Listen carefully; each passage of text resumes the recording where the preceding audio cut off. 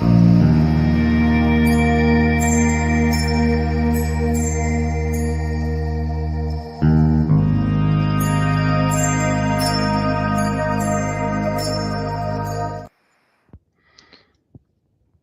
everybody. My name is Przemek Krokosz, and I would like to invite all of you to this special webinar on software-defined vehicles. And I would like to start with introducing my speakers, starting from our special guest speaker, Ivo Kunat. Please introduce yourself. Yeah, thank you. First of all, thank you for having me here. So my name is Ivo Kunert. I'm currently project manager at Cognizant Mobility. I have nearly 15 years in experience in the automotive world. Yeah, starting as a student, as a developer, going through the architecture, and now the last couple of years in project management. Yeah, where I was mainly focusing on instrument clusters and their developing. Thank you. Oskar? Okay. Hi, Oskar Plaska. I am a technical solution architect with Mobica for over 10 years. So my main focus is on embedded system and semiconductors. Thank you. And I am Przemek Krokosz, senior software architect at Mobica, with company for more than 15 years now, and my domain is automotive. Previously also I was involved in silicon and embedded systems. And currently I'm providing services to large OEMs like BMW, Volkswagen, and others. And that's it for the introductions. So we can start. The topic of this webinar is SDVs, Accelerate or Stagnate. This is like a very big topic, and I'm pretty sure we will not have enough time to cover all of the interesting points on that. But what we would like to do is to review the status quo of the SDV technology and also investigate its readiness for the prime time, for the actual readiness for the market. So, starting off with the really beginning of this webinar is the actual what the SDV stands for. Everybody probably has heard about SDV as a topic, but what it is really, what it stands for, and which areas are really interesting from perspective of both OEMs, but also from the perspective of users. So we can look at the SDV as actually two technologies, right? One is the vehicle architecture, allowing for dynamically defined applications suite, but also the second thing is the infrastructure for developing our applications in the cloud environment. So I think we should start probably with discussing why this happens at this point. What is the motivation? Why OEMs are investigating this as an option for going forward with the software suite on their vehicles? Yeah. And Yeah, and I think we can divide this into at least two pieces. So one would be benefits for end users, for car users, and the other one would be benefits for OEMs and their ability to provide what the user wants and at the time it takes to deliver that. Mm-hmm. Do you agree? Or would you like to add any other factor? Yeah, I think we should probably concentrate more on the OEM side because they are in a real problem or they have this real issue with software in the vehicles because of different reasons that we will discuss in a moment. They found themselves in a little bit difficult to manage situation with a lot of complexity, and there is no simple way out of this problem. And this is why it's really important for the OEMs to deploy the SDV technology as soon as possible to make a sort of leap forward to overcome all of those problems that have been layer after layer gathered through many years of the development of software on vehicles. So yeah. So just want to ask, from your perspective, what are the main headaches from OEM points of view? Well, the first and most prominent probably one is the actual difficulty in developing software, which has become extremely complex. And you probably everybody has heard that current modern vehicles have more than 100 distinct ECUs or small computers, each of which has its own software, its own resources, its little platform, little smaller or bigger, and it requires testing, requires a lot of effort to make the software developed and tested. And each of which has its own specificity, which makes it not really easy for the OEMs to handle 100 small computers or more than 100 small computers on vehicle.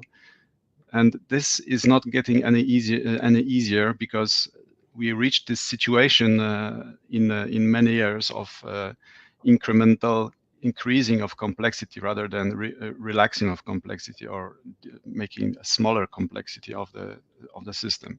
So we are actually at the point where this has become unmanageable for most of the OEMs, and this is really the problem. So yeah, I think if we look at that, those headaches for the OEMs is obviously the complexity and cost, but also the costs of making the time to market or say hitting the deadlines. This is really difficult because of that complexity. Yeah, another point would be also regulation side. Yeah, where you need to take care that you can manage over the lifetime of an car. Yeah, that you are able to update to maintain the software. Yeah, it's part of now, not really an use case. Yeah, but now becoming in the SDV focusing, this gets really a big topic. Yeah, that to take care about the lifetime. For example, 10 years to take care that you can manage the software update, that you are aware of what happens inside the software. Also, if we're looking then in aspects of open source, yeah. So what happens there? What bugs are there? What security risk pops up? Yeah. So summing up, so we in terms of numbers, so it's like a modern vehicle contains about 100 billion codes of lines, source code. So we have that. We have the safety. So it's like we have a lot of code. We need to meet safety standards, and we want to shorten the time to market. Yeah. And here comes SDV. Yeah. But the real problem, in my opinion, is the cost of developing of the software, which is really prohibitive. If you imagine that all of those ECUs require separate environments for development, for designing the software, for testing it, especially testing is costly. This is a huge effort, and if it's done in those little bit small bubbles, this is really too much of a hurdle to work.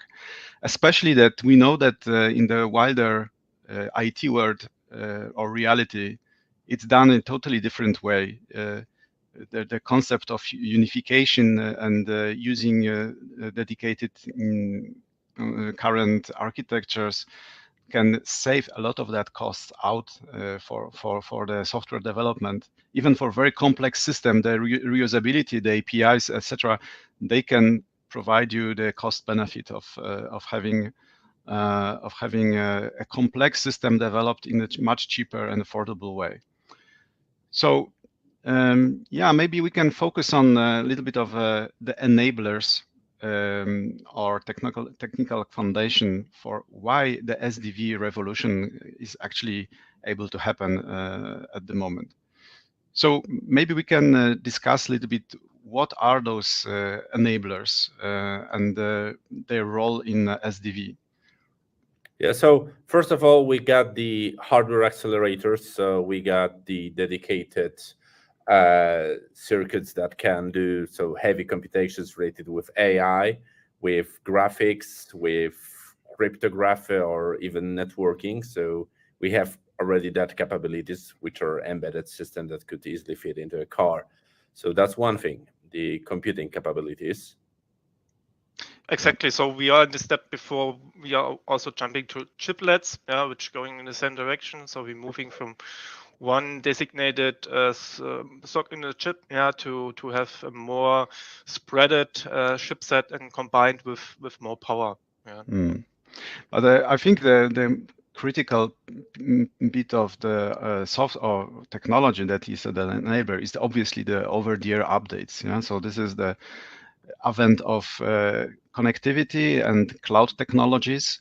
So all of that enables remotely updating of vehicles, especially the fleets of vehicles which are large, and updating software in all the way where getting the car into a garage and using some direct interfaces to upload the software. This is really not feasible because of the cost of that operation. So OTA is really the pivotal technology that would enable that, both OTA and connectivity in a wider sense. So yeah. Here again, so you won't update hundreds of ECUs. Yeah, that's just not manageable. So you want to reduce it to a couple of them, and then you can update and really execute it. Yeah, so why it's not feasible is just because there is a lot of dependencies between the operation of those ECUs. They exchange certain messages that needs to be consistent. So if say the upgrade fails on the 49th ECU, then you need to actually roll back the whole operation, which is really not manageable if you consider this is just one vehicle and you have millions of vehicles in your fleet. So this is the actual cause for making the SDV world reality, because of reducing the complexity with simpler hardware platform, reducing number of ECUs and making them more generic, more application oriented, and really reusing the well-proven paradigms from other industries that have been out there for decades, and they haven't been really used in the automotive industry. Yeah. So it's worth to know that what really the industry wants is to have cars as IoT devices. So they are autonomous in context of being able to update itself to the newest version whenever such is available. And in case something goes wrong, there is a fallback mode. So the car still runs even if the update is if the update fails. So we want to have IoT, and as with IoT comes the term of cloud. So we want to have cars to be cloud connected. We already mentioned several times the new architecture, and it's a centralized architecture, which is in stark contrast to the current architecture. So rather than having hundreds of ECUs, we would like to have a few, maybe 2 or 3 ECUs that are central, and they can run standardized applications over standardized environment. And because of that, all of the issues regarding the software update and that complexity is basically removed from the picture because of simplicity of updating software. But so that's why I call it breakthrough in quotes, because it's nothing really new. It's just it is new to automotive industry, because the concept of making this kind of updates, obviously it's also within several years now, but to have a central computer with applications, this is a totally new concept, and that brings several problems to OEMs and the way the software has been developed, but we will discuss that maybe later. So now I would like us to look into the potential benefits of application of SDV into the area. So in what opinion, what are the biggest benefits that can come from deploying SDV technology? For me, would be development of standardized interfaces to develop software that runs across different platforms, different car makes, that would be a perfect, and it would be a standardized. So when for example, a third-party company developing an application, it would run across multiple devices or cars in this case. That's one thing. Okay. Yeah, the other point, what we're seeing currently, big OEMs struggle with their costs, yeah, and compared to, for example, companies out of China. So one major benefit could be cost savings, but yeah, the OEMs need to take a look that they are taking care that they are doing it right. Yeah, so because SDV and all things has also some pitfalls, yeah, where you can obviously stumping in. And at that point, there needs to be an really mind change in this industry, really to go forward and to accept that there are big changes. Yeah, so it's more a paradigm change than just a couple of features that are changing. Yeah, what we have already discussed. That's a completely new approach, like with the interfaces. So let's say from the application, you would open a trunk, but the lower layers beneath it need to implement functional safety mechanisms. So like when you're driving, you cannot open your trunk, even if the application wants it. You need to block it. So that's one of the enablers. So the APIs with functional safety capabilities embedded into these interfaces for cost saving, for better compatibility. Yeah, I think the cost saving comes also from the area of the actual manufacturing of the software. Because of the new way of developing the cloud first components and products, promise a lot of savings. Because, for example, if you consider that you may develop software for ECU or computer that is not ready yet, it's not existing, but you have already a specification of it, and you can create a virtual model of it that you can run in a cloud environment and share that environment with many developers that can concurrently run their simulation, work on the requirements, implement features, and even make tests using that virtual ECU. This all comes at a lot of cost saving, because you don't really have to have all of that hardware. You can even think of reducing number of prototypes built before the actual hardware is conceived.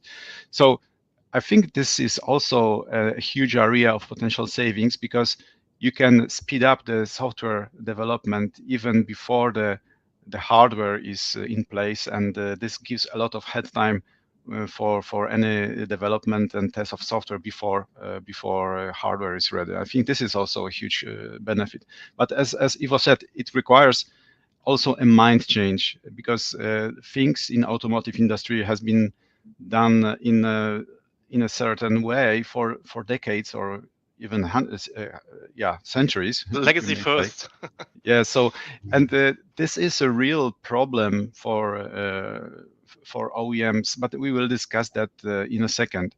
Any other benefits that you can think of? One of course. So we speaking about costs and technical, but also in case of business cases that there is some space really to involve. So we have seen it from smartphones, with the app stores, and like what Oscar said already. So if we have in common API about services and so on, then of course third-party developers and companies can jump on the train and develop some certain applications for it, and then create a market for it. Yeah, this market can actually be a thriving place for developers that really have had no exposure to automotive industry before, and they do not need to understand the complexity of tiers of supply chains, etc., because they will be just interested in the software and actual application features that they will be developing. They will not have to have that insight into all of that complexity of the legacy development environment. And I think this is a huge benefit for having this. And this also will open up their space, as you said, for the totally new developers that will happily engage in that, because that also I expect it will be a very competitive market for software components of the SDVs. Yeah, go on. Continue. Yeah, everyone could be benefit here from. Yeah, just a matter of standardization of the APIs. If this is given, then the room is free. Yeah. Yeah, one huge benefit I see is safety and security. Traditionally, when a bug is found, then you would have to be calling off your fleet and making some recalls, and this is very, very costly to bring the patches, the software patches to your vehicles. With SDV, it's much more simple, and also if you consider the safety and security in your design and in the cloud modeling, this will also be a much easier task to produce a better and more robust system because of potential involvement also of say, open source communities. So exposing the software to others, especially on the frameworks that will be used, will make it much more resilient against potential problems with security, especially. Yeah? So this is typically the way to manage the problems with safety and security. Yeah. One more thing. So adding to that, so when we speak about benefits and also a change in paradigm, then we need to consider that application running on SDV wouldn't be just an application like on a smartphone. That would be something more. That's not the same application. I mean, with SDV, the concept is to change from smartphone on wheels to a habitat on wheels with extra functionalities like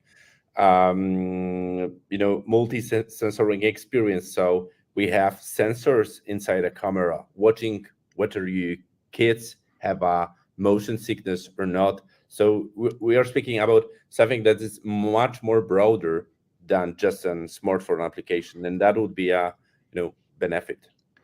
Yeah, you're saying about the users, because obviously users are the ones that are also interested in changing gears or shifting gears, and the possibilities that the new technology will allow. One of those is actually something that is really people are really keen on. That is customization and even hyper customization. So I want to be different from everybody else. Bring me the capability that I will say. Shape my software environment in a way that will be different from everybody else, and that will be my trademark. So this wasn't possible really with previous customizations, and with the new way of doing things, this is this is one of many benefits that would be visible to the users. Right. So I think we covered most of the benefits, but the more interesting thing will be the actual challenges that OEMs need to face, and not only OEMs, it's just the whole industry, because OEMs, they are just like the tip of the heap, but there is a number of companies that work towards the certain goal of producing a vehicle, but there is a lot of hurdles, and maybe we can discuss this first. Anybody want to volunteer? Yeah, of course. So, as we have stated, so your benefit could be also a huge topic. Yeah. So I'm stating about the regulations. So as far as I know, UNECE takes care about 10 years that you need to take care about 10 years about the software and also other parts. And if you think now what happens 10 years before up to now, then maybe you can remember the ice bucket challengings are started, or the first iPhones popped up. And if you think now 10 years is not the development time, so you have additionally 2 to 5 years that you need to think about what software do I take care in my environment. And from my perspective, a big topic would be also open source. Currently, there is still some kind of fear to use open source in automotive world, of course, because of risk in terms of functional safety, security risk. and so on. But I would say we are currently on the stage that we can clearly define what kind of risk do we have and isolate it then to, for example, security islands in hardware and also software. So to come back to my point, so it is really hard then to say from up to now what happens maybe in 10 years. Are my security technologies up to date, or is my hardware then already fitting to that new security risk? That could be also a point, which maybe cannot foreseen at now. Yeah, you mentioned open source standards, which is one of the possible ways around the problem of getting the SDV to the market.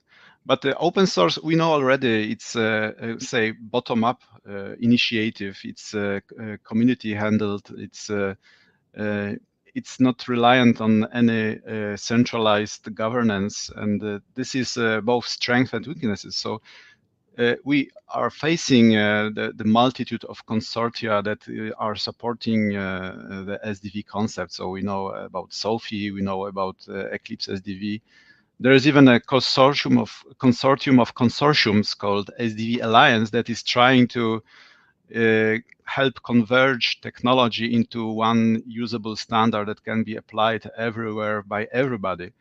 And this is not really happening, and the reason why is that it's really hard, especially if you consider where OEMs currently are with their technology stack and where they need to be. It's like few generations still to go before they can reach this centralized architecture with nicely defined, standardized APIs and everything that would run smoothly in a symmetric multiprocessing environment or other centralized environment, hardware environment. So this is, open source is a good way of thinking, but it lacks really teeth. It doesn't bite. It doesn't have any way of enforcing this standard that is being developed. And one of the possible options would be to involve like government level agencies to adopt open source standards and promote them or even enforce them on OEMs, because then it would be much easier to distribute this technology across OEMs and everybody would actually benefit from the standardized platform, from the standardized APIs. And the problem is that there is little knowledge of this. There's little awareness of this within government level. There are some initiatives to lobby for this concept, but we have the UNECE initiatives, but this is a little bit too little. I think it would have to be much more radical, and also the government, like for example the EU, should somehow enforce those regulations that are applying to a number of countries and OEMs. Obviously, OEMs are global organizations, so it would be just only a partial solution of the problem. But we need to start somewhere, and before this way of thinking can be adopted, there will be very little convergence, and you can't really count on this bottom-up initiative. You have to enforce it top-down, in my opinion. So Przemek, Ivo, so what I currently seeing is that there are two approaches. So first is just the OEMs and tier one companies are trying to build their own SDV platforms using using frameworks provided already by Amazon. I mean, just in the case it's Sophie, which is an alliance between ARM and AWS. And on the other hand, we see an Eclipse SDV, which has a few companies in its as its members, including Bosch, Microsoft, with Azure services, Azure Cloud Services. So we see bottom up efforts, and we see also the efforts from consortiums and alliance to create a standards and to create a law that would standardize the some interfaces or basically the functionality of SDV. Yeah. So, and we see a lot of involvement of cloud providers. I think. Sorry, you wanted to say something. Yeah. Also, the point is from market perspective. Yeah, the participants are big enough to think about own solutions. For example, VW are big enough, Stellantis is big enough. Yeah, so they are powerful to provide their own solutions, and that is maybe also here in pitfall to that topic. Yeah, that their companies so huge, have so manpowers, even if they are not specialized in the topic. Yeah, they have the budget and the power to do it. Yeah, and they don't need really to think about it, and then it's the right way to go and about rules, regulations in that topic, for especially for safety. Yeah, there is no benefit that everyone implements it on their own. Yeah, there is no additional feature which you can sell. Yeah, of course, if you have an ADAS topic which you can sell to the customer, yeah, that's my own IP. I don't want to take care about that anyone else going for it. But in the in point of view of security and safety, I would say it's the best way to start. Yeah, to collaborate over multiple companies. This is a huge topic, but being conscious of time, we would probably like to move forward with implications. But I would like to discuss both implications of moving to SDV domain, but also implications of possibly not moving to the SDV. So the consequences of really not doing this. So what's your thoughts on this?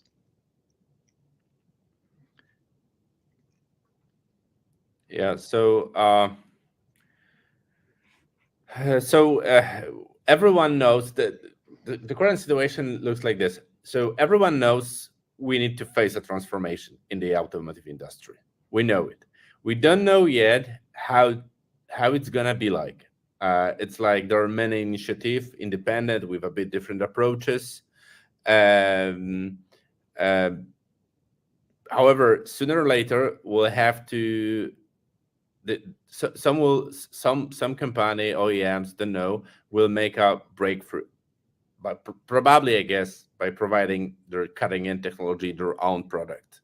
But maybe this is a speculation. Maybe SDV Alliance will come first with unified solutions, but that's only speculation and assumptions. Yeah, my feeling is that the problem is so huge that it can actually threaten the existing of the old, say, classic OEMs. And why I'm saying that is because there is a new generation of OEMs that are not bound by the legacy. They don't really have to care about old products because they just don't have them. An example is a NIO, which appeared in 2014, and they already straight jumped into the new architecture, and their thinking is not bound by the old ways of manufacturing software. So even they don't have a tiered supplier structure. They are operating in peer-to-peer configuration. So there is no layers of tier 1, tier 2, the classic approach with supply chains.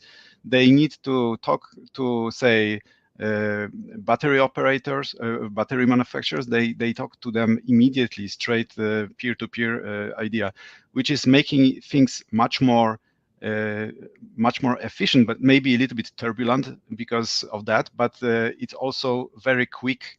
You don't really need to go through all of those layers before you get to the bottom of the problem.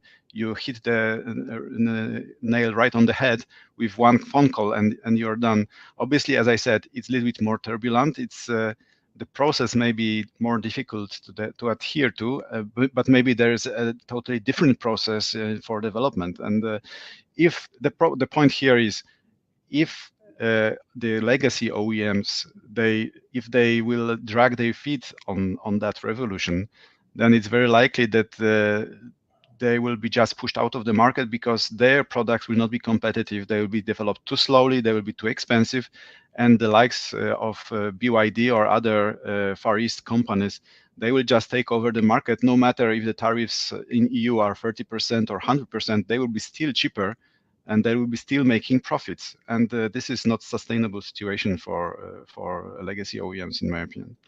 So. Yeah, I've heard something similar in a different talk, so where they mentioned about it, and someone give an example from the helicopter production. Yeah, so there was a similar trade-off, and the point was here that the military taking over the topic more or less because they selling the most well most value products in that way. Yeah, so they earn the money, and really the production topics from the helicopter manufacturing, they was not so important. Yeah, so that could really a case here. Yeah. So apart from this grim scenario, considering that somehow the OEMs will overcome those hurdles, so what would happen to the OEMs when they become the service providers, so to say? So they will provide, say, applications, or services, or cloud services to the future users of the SDV cars. But the question is, really, who will do that? Will it be OEMs, or maybe there will be this community of developers, or maybe there will be the big cloud providers, the likes of Amazon or AWS or whoever? What's your opinion? Yeah, that's hard to predict. Currently, what we have seen in the markets, every OEM tries to have an own software factory. Yeah, VW, for example, with Carriot, Stellantis is doing similar things. So they're trying to get the IP back. Yeah, what they have chosen from the business model, the past decades, that they have tier ones and other levels beneath that they are just providing them some requirements and getting a black box back, and integrated more or less. I would say this is really past that time. So OEMs try to get the IP back to own the knowledge also.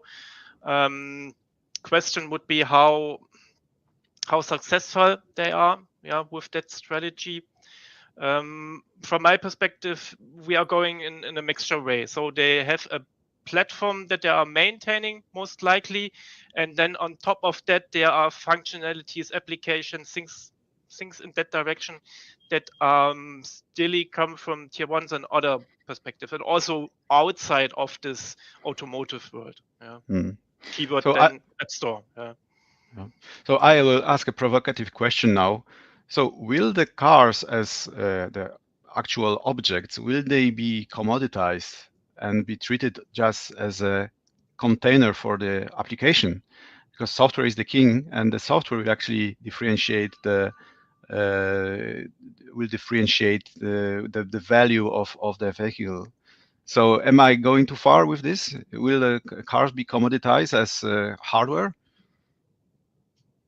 Obviously, it's not just the color and brand, but I mean, in interest of OEMs is to provide hardware with platform. So I mean, just from OEM point of view, if they only will provide a car just as hardware, then they will fail. They in their interest to bring profits and increase revenue is to sell car plus platform. However, this platform will require cloud computing and IoT capabilities. So yeah, I guess there will be some struggle between providers of cloud services, the car OEMs and car manufacturers, and probably other parties related with software and with advanced technology like hardware accelerators and basically software development.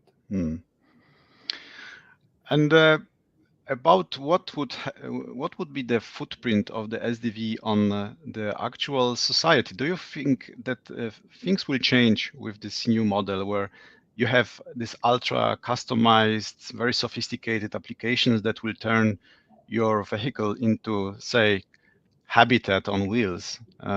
What would happen to the in-vehicle experience? What's your opinion on that?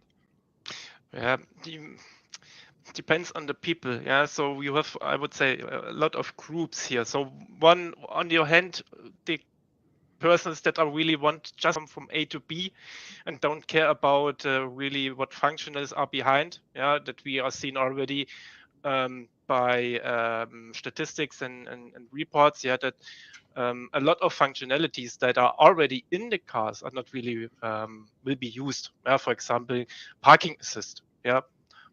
Here a topic, most likely they are available, they can be activated, but they are mostly not really in that way integrated that it's intuitive. So that could be a point. On the other side, you have the techie guys that they want to explore everything, to change the color of the lights in the in cabin, to make a picture in the IVA and things like that. So it's really different, and it's based on what I want as a user want to have in that way. So Talking, go on. So from my perspective, it's like with maybe not relying on users, but relying on your own invention and providing it to end customer. So it's like, have a think, just a thought experiment, like let's say before Facebook era. So would you think you would need a portal with sharing pictures with your friends? Yeah, probably not, and you wouldn't have thought about it would be a worldwide success. The same is probably with automotive. So there need to be invented an immersive system for end users, so they will notice they will need it. So probably, in my opinion, the future of automotive is immersive system. It's like it's something more broader than smartphone applications. So the user, when it sits in a car, it's surrounded by what the car provided. It can be, I mean, just from anything, like it's integrated with your favorite music application, and it watches your mood, and you're surrounded by this entertainment system, immersive entertainment system still. Okay. Right. Okay, we've been talking about SDVs and its say dawn and possible applications, but maybe we could discuss a little bit of the practical things like demonstrations. So we have prepared 2 demonstrations that we will just show to you on the actual SDV implementation that has been doing something practical. So let's roll with that. Demonstrate our demo here.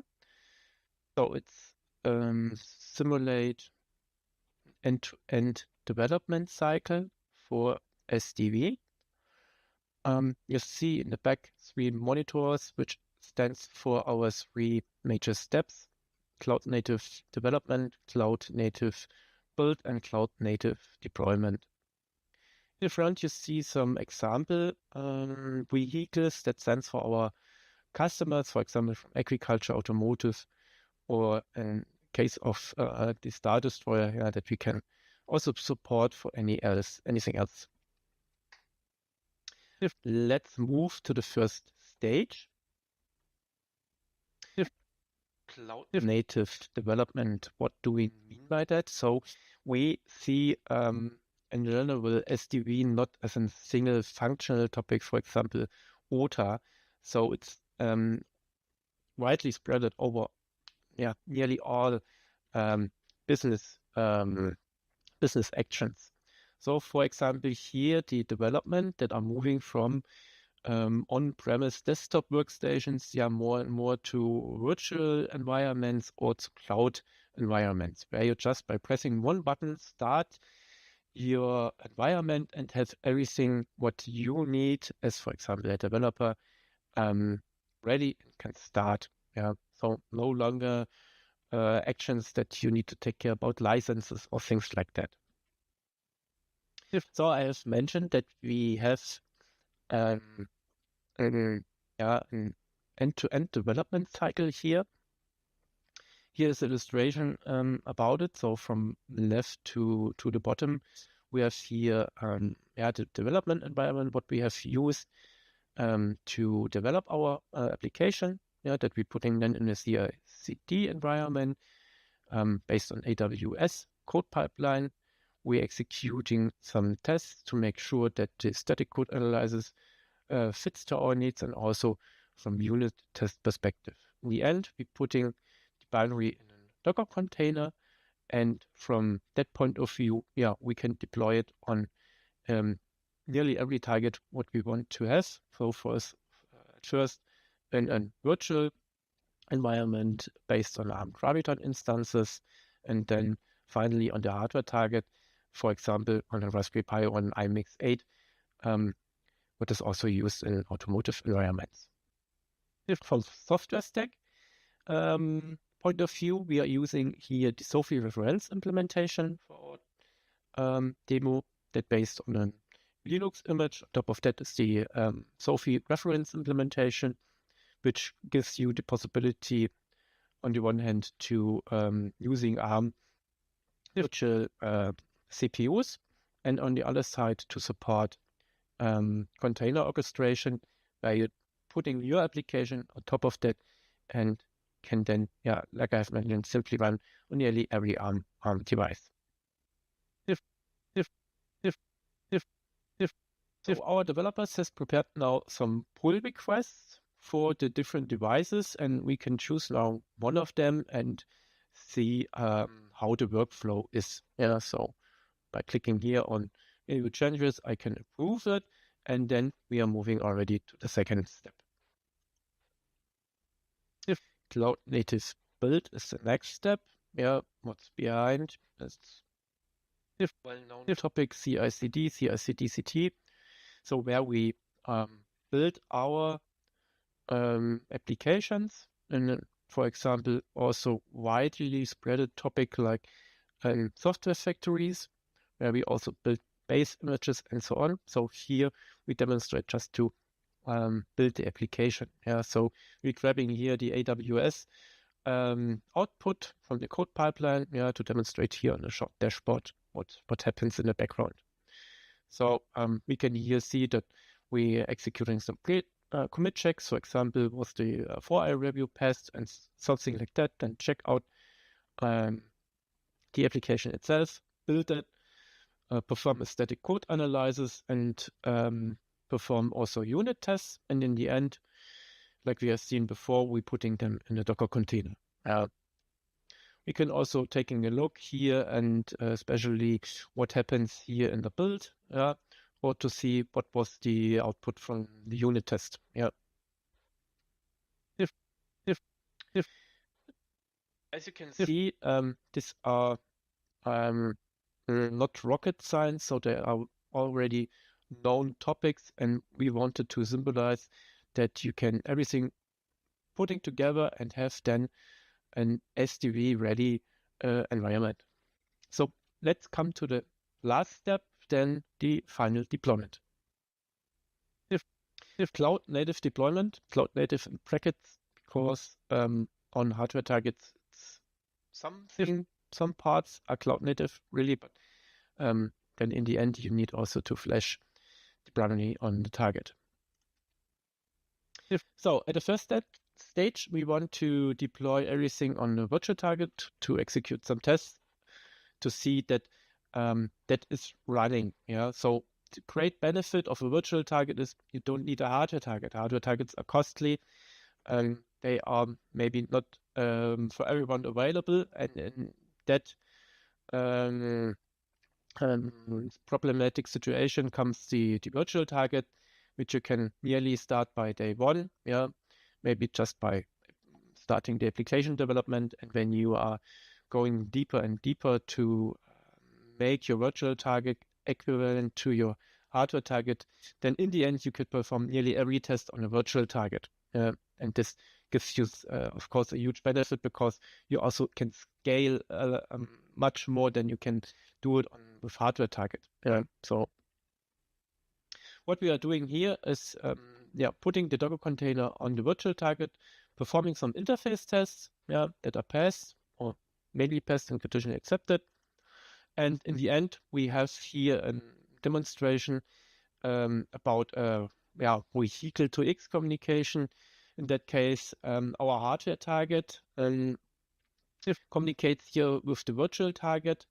So we can taking a look here, what we're seeing that we are connecting to the AWS console, then to the hardware target, and now the hardware target sends some example speed values to the virtual target, and in the end we have a short communication between Doc Brown and Martin from the Back to the Future universe, if you're familiar with the movies. So at that stage, so we have deployed it on the virtual target, we have tested on the virtual target, so we can be sure that everything from that point of view runs. So the final stage now would be to deploy it on the hardware target. Yeah, I stay here with the DeLorean. Exactly the same happens now with the hardware target that we have done before. So we deploy our Docker container on the hardware target, it runs, and then we performing some tests, see if this is okay. And in the end, now we can take a look what happens on the target. Yeah, so for that, we have created here a short dashboard that should illustrate that we can manage every target here in the fleet manager, for example. So let's taking a look on the DeLorean. Yeah, so we're grabbing it information over the diagnosis port. So we can see which software version is available, the target status, and finally the battery level. And of course, from SDB point of view, yeah, we can grab a lot of information. For example, which alerts exist on the target, or which maintenance steps are needed in the next step. Yeah. Today I'm going to present to you our Eclipse Azure SDV technical demonstration featuring the speedometer mood lighting system. But let's begin with the digital twin concept. So what is it? A digital twin consists of two twins. One is a physical twin and the other one is digital twin that are synchronized using cloud.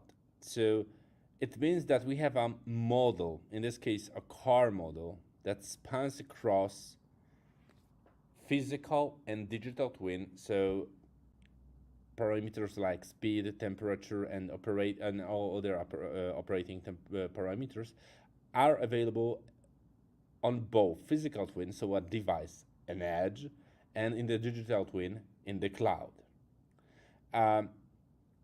Digital twin concept can be used to observe in the cloud what's already happening in the physical twin. We can manage a single device like a single car.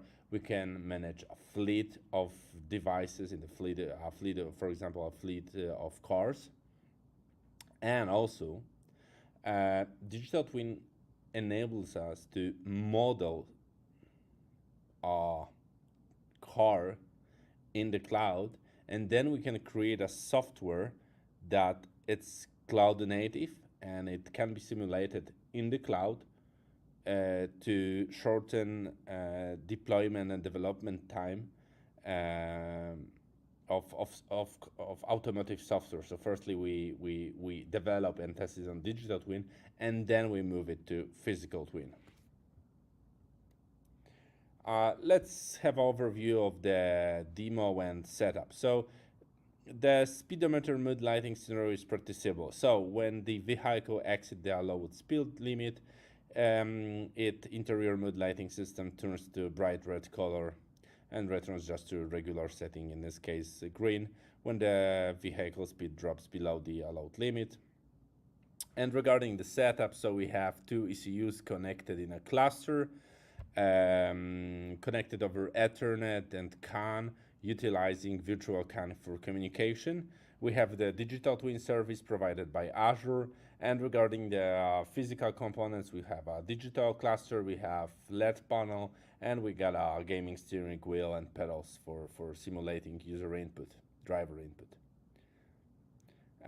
Here we can see the Azure Digital Twin preview. So we can have a car device. We can see in real time all of its parameters regarding the, for example, the how much fuel is left, the the current gear, mileage, the speed, and so on.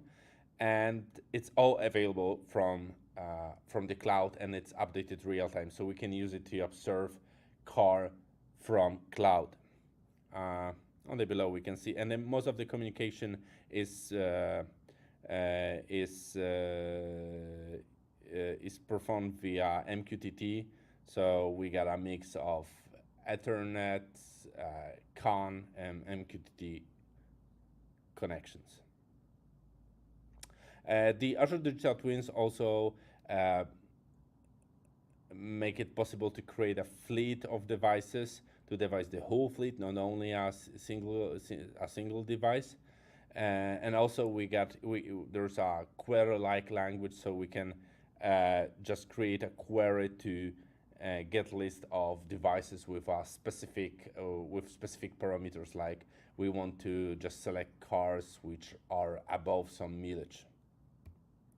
Okay, regarding the architecture overview, so this is software architecture of the Eclipse SDV and Azure SDK. So we got the four main components of the Azure SDK. So we got Freya, Chariot, Agemo, and Nibeji, and they serve for internal communication, updating with digital twin.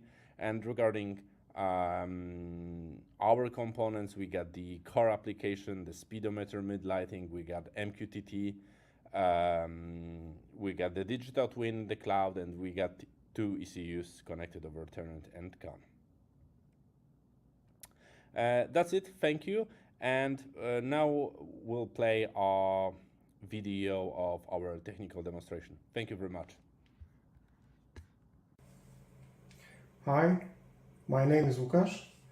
I'd like to present to you our demo.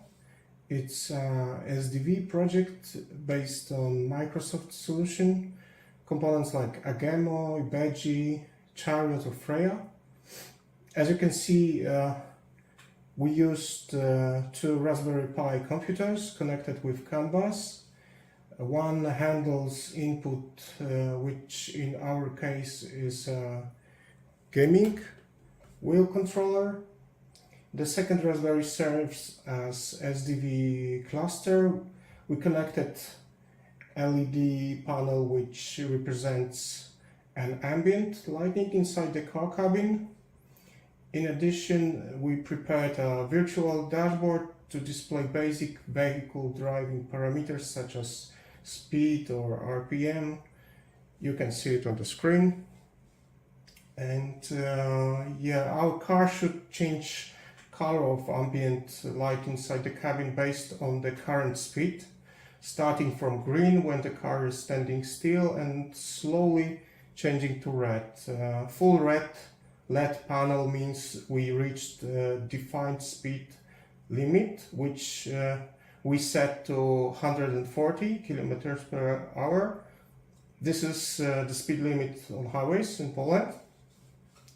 So when we exceed given speed limit, LED panel stays full red, but also will start blinking to warn the driver about dangerous driving. Maybe let me show you. I'm changing gear to first, or maybe second even. And I'm pushing throttle and start gaining speed. As you can see, LED panel is changing color slowly to red. And when I reach 140, the panel should be fully red and start blinking after I exceed the limit. This is the warning for the driver. And when let's slow down a bit. As you can see, panel is going back to green.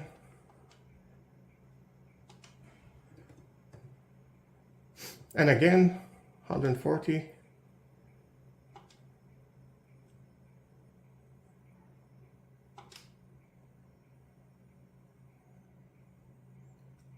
again, we have a warning. And let's start the car.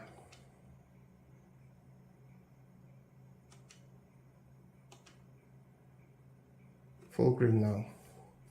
So this is our SDV demo. Thank you.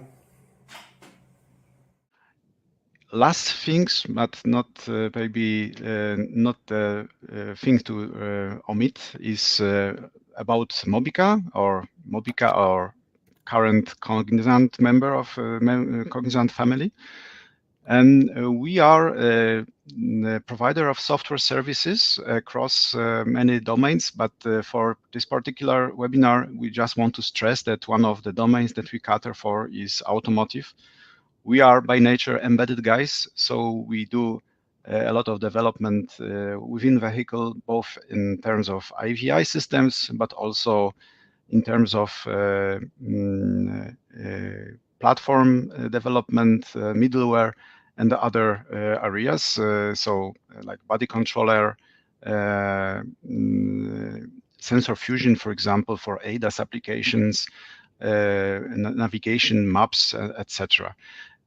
Us is just a few hundred of engineers, us as Mobica, but we are, as I said, a member of a bigger family, which is Cognizant, and Cognizant has a lot of developments, not just on the vehicle or vehicle software, but also outside and beyond the car.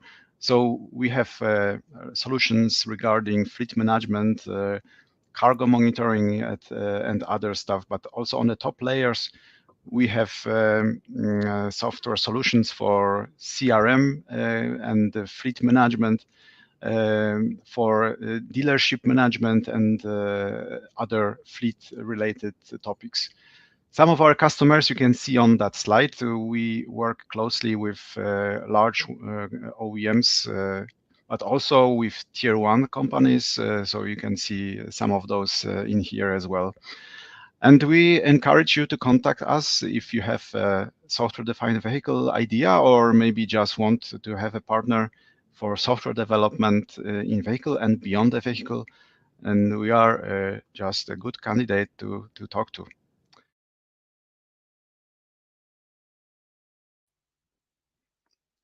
Right. One more thing to say is I really enjoyed those demonstrations. I'm not sure if the regulatory would allow blinking red interior lights, but it's for the purpose of demonstration. I think it was okay. Yeah. And also, I was wondering what are the features of the Starship Destroyer that can be rendered via SDV means. But yeah, just being curious. In the meantime, we have received some questions, so maybe I can get to this point. First question is like this: is getting support from SDVs from government or standard organizations feasible? Well, this is a tough one. We obviously know that the technology is still in flux and things are changing, and it could use a little bit of a nudge to direct it in the correct direction. But frankly, I think the key thing that is required is really the actual lobbying, and done by no other than the OEMs themselves.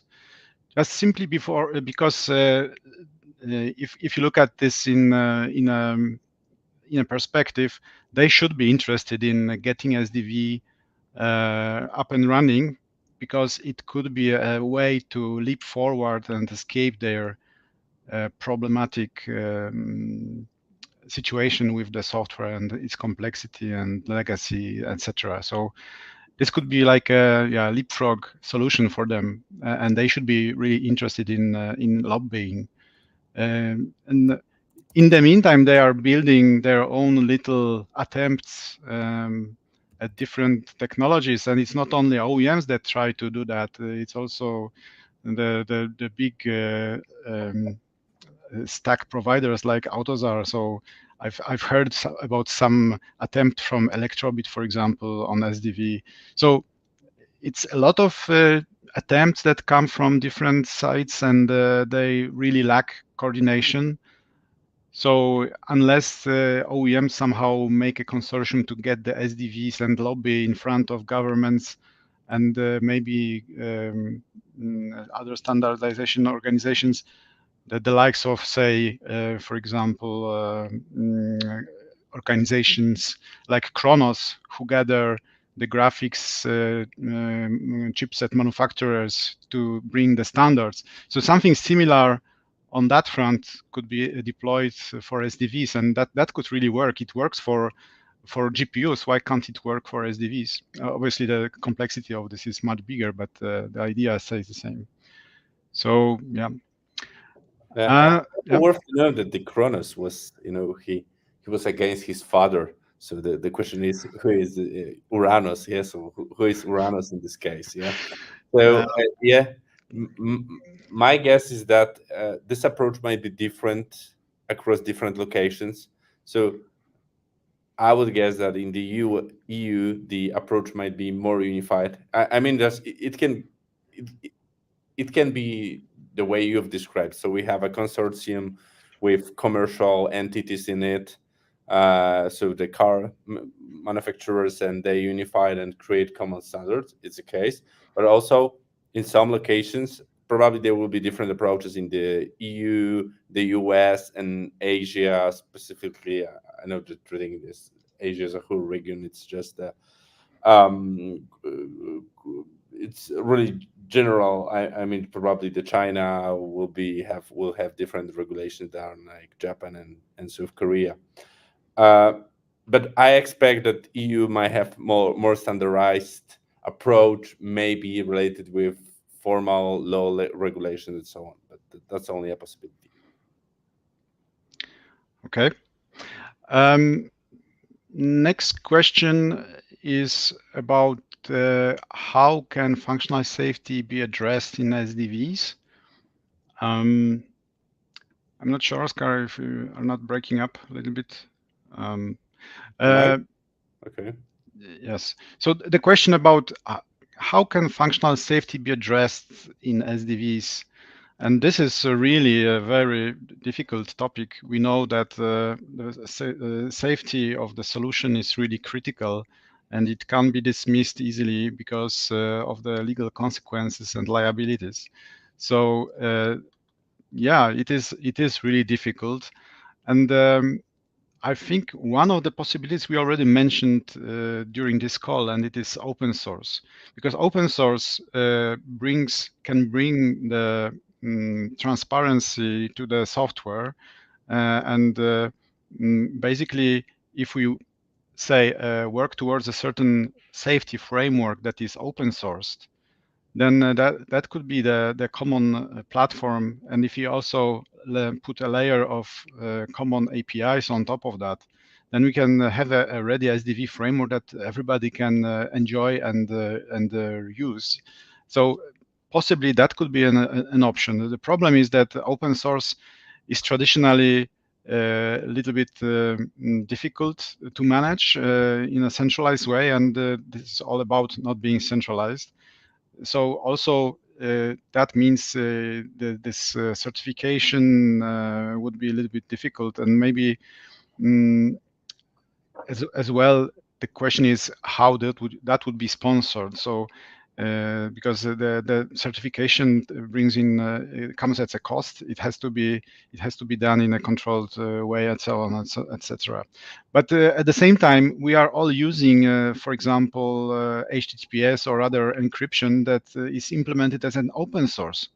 So everybody enjoys the security of this solution. Everybody uses encrypted communication while browsing internet, but under the hood there is an open source product really working. So if you consider that, maybe this something similar could be achieved with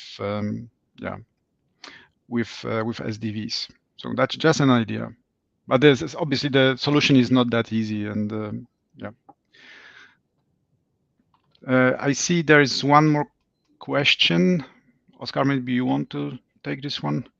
Yeah, so we got a question from Anmol. Thank you for asking question on the chat. So, which programming language is used in these types of vehicle support system? So it depends. Just from experience, that what I can see is that we currently we see dominance of obviously C++, especially the modern flavors. However, Rust language is gaining momentum, and in the automotive industry, we see a lot of discussion on Rust, and especially the safety critical, maybe not flavors, but implementations. So we have backend supporting. So we'll have backend supporting safety critical approach. Currently, I know one of the implementation is under certification, so maybe it will have safety critical certification quite soon, the first Rust implementation with that feature. So currently we got the C++ for generic programming. We got C for system programming, and it depends on the platforms we have, but more on the front end, we got Java and JavaScript, so basically web applications. Przemek, do you have anything else to add? I think you covered it well. We've got still one more question. We are already out of time, but maybe you can quickly respond to that last one about career opportunities. So my idea is that the industry is not quite there yet, but there's a lot of work going on in those, say, open source communities. So what I would recommend is maybe joining either Sophie or Eclipse SDV community, and just try to start working on some project there, and take it out as a base for further career opportunities, because that will come sooner or later. That's almost certain that this technology will actually mature and bring forward to fruition. So I would look into this as a possibility. Yeah, especially that. Sorry for interrupting you. Regarding the Sophie and Eclipse SDV, the approach they take is useful in general software engineering regarding the edge cloud connection. So the trend is that the edge device, like an embedded device, can it be a car, a watch, or whatever, is just a part of the cloud, and the processors or containers or task, however we call it, the technology is just to seamlessly get it running in the cloud or in the edge, and to make this transition transparent. So yeah, you will learn a lot, not only for if a lot of knowledge. Useful knowledge. Yes, yeah, I totally agree. Look, we are 15 minutes past that hour, so we need to close it. But I would really like to thank you all for attending, and thank you all the speakers. And yeah, I hope I will see you on the next webinar by Mobica. Thank you. Thank you very much. Bye.